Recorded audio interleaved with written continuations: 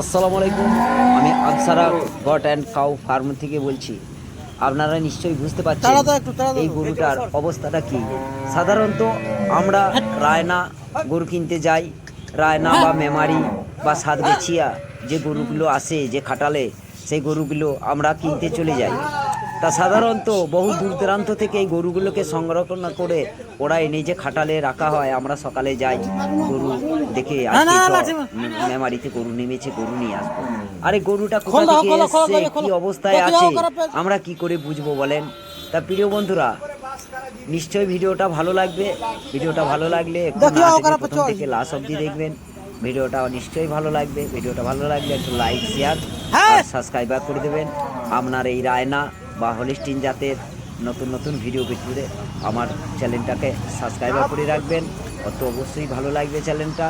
তা দেখতে পাচ্ছেন সাধারণত মানুষের হাতে মুঠে পয়সা হলে সাধারণত ছুটে আমরা চলে যাচ্ছি গরু কিনতে, কিন্তু এই যে লস, আপনার 20টা গরু কিনলে আর 10টা গরুতে এমনিই মরে যাচ্ছে, 10টা টিকছে, 10টা মরে যাচ্ছে।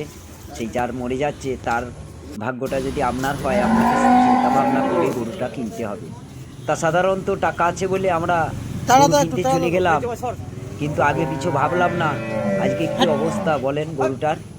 এই এই গরু যদি সাধারণত আমাদের কপালে জুটে যায়, সাধারণত সে চাষি তো মরেই যাবে, অথচ তার কত খরচা বলেন তো? এই গরুটা 78,000 টাকা, 78,000 টাকায় গরুটা কিনেছে, কিন্তু আবার আনতে 4,000 খরচা, তাহলে 82,000 টাকা খরচা হয়ে গেল। 82,000 টাকা খরচার পরে গরুটা পাল্টা ধরেন 15,000 টাকা ডাক্তারকে খরচা করেছে, কিন্তু অথচ গরুটা বাঁচা আর মরার মাঝখানে আছে। সাধারণত চিন্তা ভাবনা করে একটা বাইরের গরু কিনতে গেলে অতি অবশ্যই একবার ছাড়া 5বার 10বার ভাবুন। তা প্রিয় বন্ধুরা, আপনারা যদি গরু কিনতে যান অতি অবশ্যই গরুর বিষয়ে যদি জানেন বা গরু চিনুন তবে গরু কিনতে যান, নাহলে কিন্তু যেন না। আপনার শখ ঠিক আছে, আপনি লোকাল বেল্টে খোঁজ করেন না এই ধরনের, আমার 2 কিলো দুধ কম হোক, কিন্তু আমার গরু যেন সুস্থ সবল অবস্থায় থাকে। গরুর পিছনে খরচা করেও গরু যদি বাঁচাইতে না পারি, এর থেকে বড় দুঃখের বিষয় আর কিচ্ছু নেই। আমার দুধ তো দুধ, আপনি ঘটিও খুঁজে পাবেন না।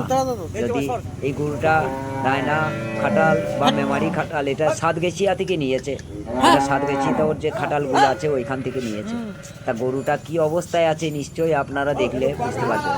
তা বারবার করে বলে দেবো, রিকোয়েস্ট করে, গরু সাতগেছিয়া বা কোনো খাটালে কিনতে গেলে বুঝে সুঝে গরু কিনতে যাবেন।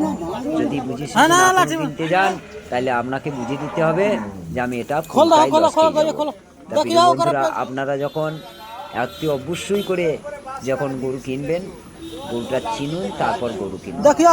বন্ধুরা, আমার ভিডিওটা কেমন লাগলো? ভালো লাগলে একটু লাইক, শেয়ার আর সাবস্ক্রাইব করে দেবেন। ভালো থাকবেন, সুখে থাকবেন, ধন্যবাদ।